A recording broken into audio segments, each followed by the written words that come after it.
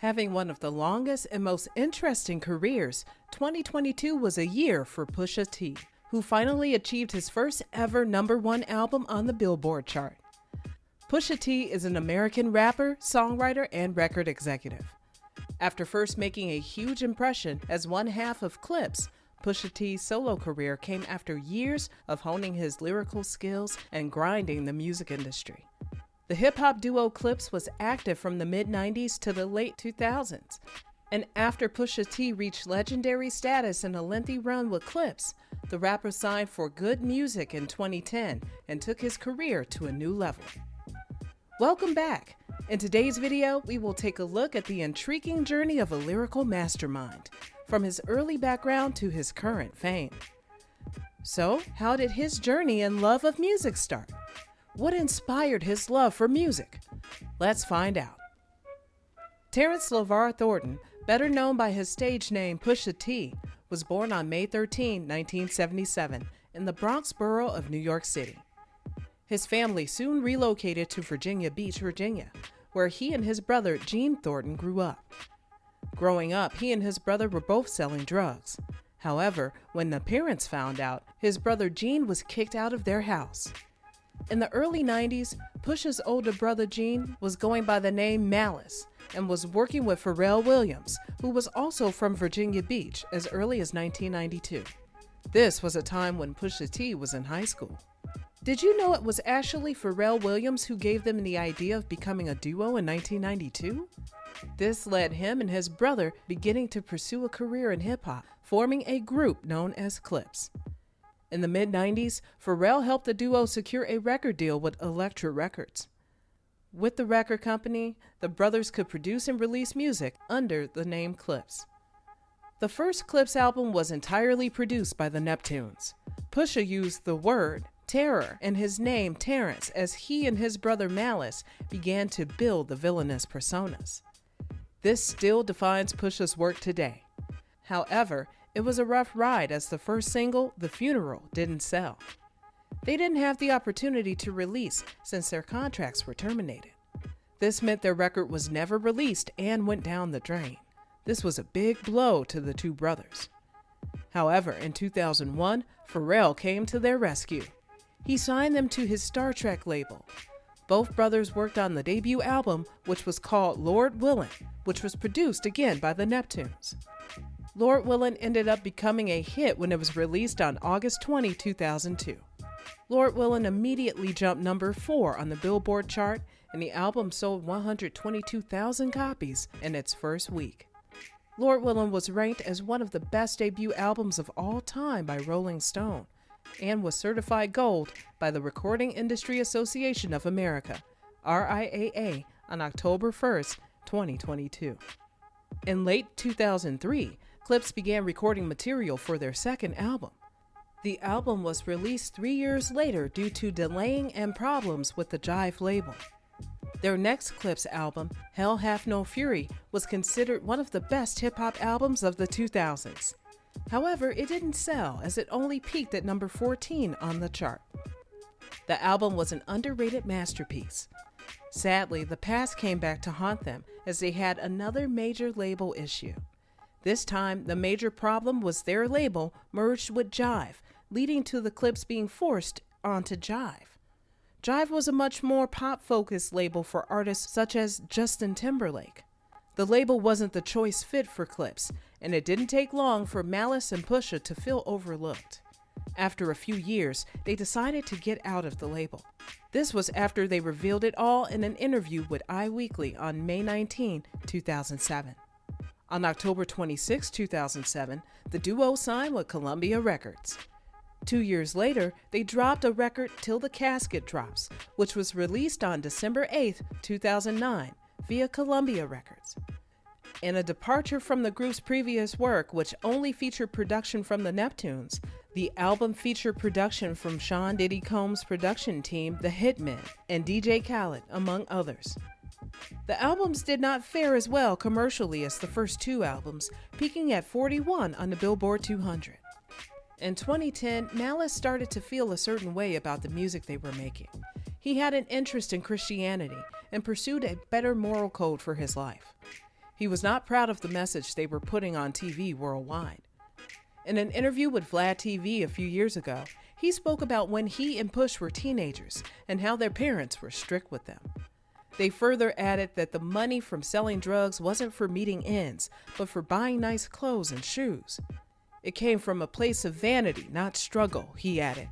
Malice also described how he and Push were intellectual from a young age. In the 6 years of selling drugs, Pusha T said that he had never tried cocaine, and he thinks of smoking marijuana as corny. He and his brother Malice never faced legal problems on drug-related offenses, even though they were famous for rapping about drug hustling. After the third album, Malice changed his name to No Malice, as he didn't want to promote violence and chaos. And with that decision, Clipse broke up. Shortly after this, Pusha T was signed to Kanye West's G.O.O.D music label in September 2010, while his brother quit the music industry forever. Pusha had to work hard, and questions would rise if his solo career would thrive or just be known as the guy from Clipse. In his first solo career, he dropped one of the most infamous guest features ever on a Kanye album from the centerpiece, Runaway, from My Beautiful Dark Twisted Fantasy.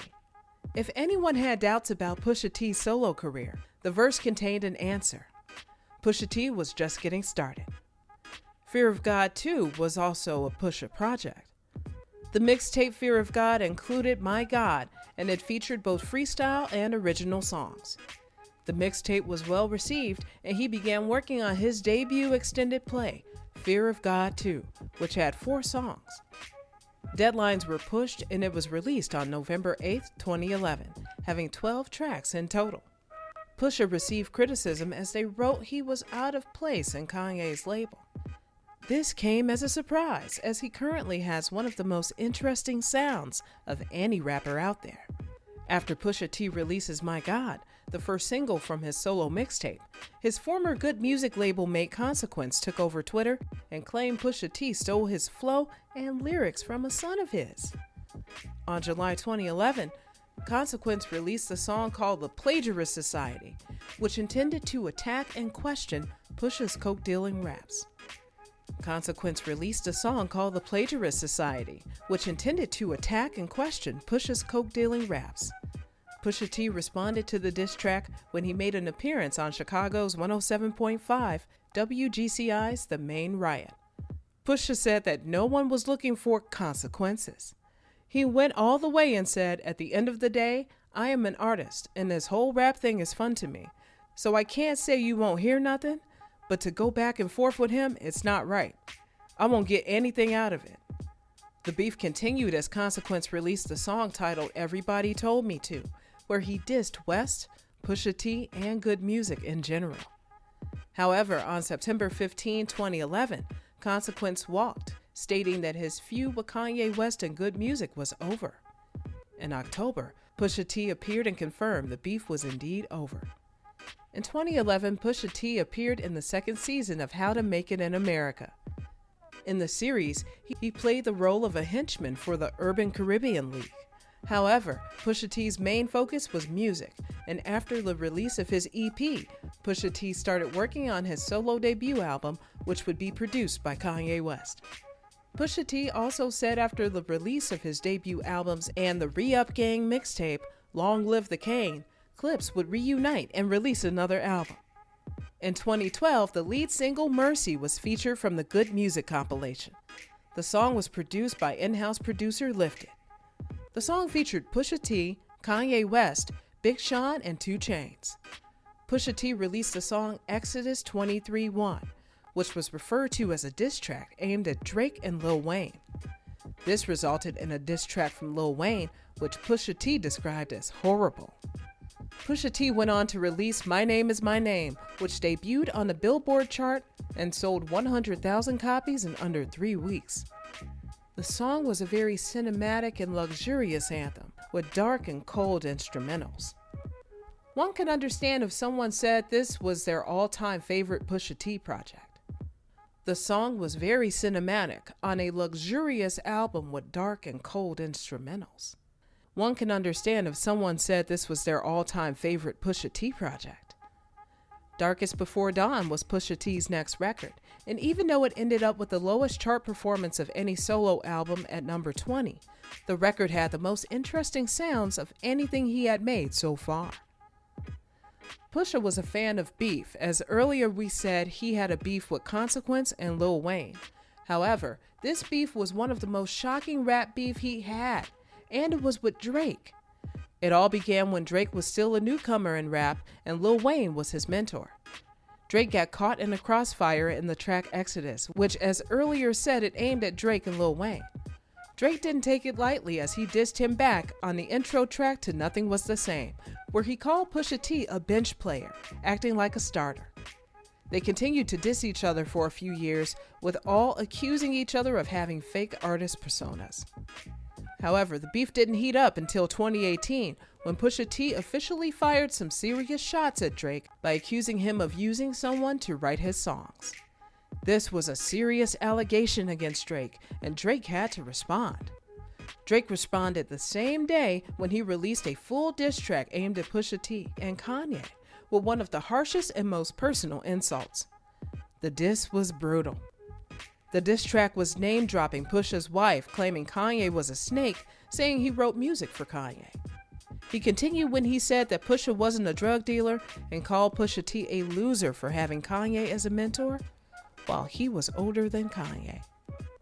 That stings, and probably many would say that Drake won from that point.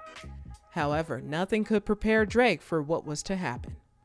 Pusha had been waiting for the right moment to hit a Uno reverse card on Drake. This diss destroyed Drake and forever stained his reputation. Pusha had found that secretly Drake had a son he had never acknowledged in public. Among other dozens of brutal insults about his family, his identity, his artistry, and his race, including cover art that is depicted in blackface, Pusha revealed to the world that Drake was a deadbeat dad. Drake never responded to the diss, as most people knew that Pusha destroyed Drake. Drake later confessed how Pusha humiliated him in a way he can't even respond. And when Drake thought it was over, Pusha continued to diss him over the years. His battle with Drake almost overshadowed the masterpiece of an album that Pusha had released. Daytona was considered one of the best albums of 2018, and this sealed Pusha T's position as a great artist. Produced by Kanye, the album was nominated for Best Rap Album at the Grammys, being named in the top 10 Best Albums of the Year by publications such as Rolling Stone, Complex, and Billboard. On April 6, Pusha T released the third single for It's Almost Dry, Neck and Wrist, featuring the rapper Jay-Z and Pharrell. He would later appear in an interview with Charlemagne the God, which was released on the 11th. On the 18th, Pusha T announced the release date of It's Almost Dry to be in April 2022. The long-awaited album, primarily produced by frequent collaborators Pharrell and Ye, was released on April 22nd to widespread critical acclaim. On May 7, 2022, it debuted at the top of the Billboard 200 with a total of 55,000 album equivalent units, making it Pusha T's first #1 album on the chart. All we can say is it was deserved. Today's video comes to an end, and we thank you for sticking around. So, what was more surprising from the above reveal? How do you evaluate Pusha T's career? Remember to hit the like and don't forget the subscribe button on your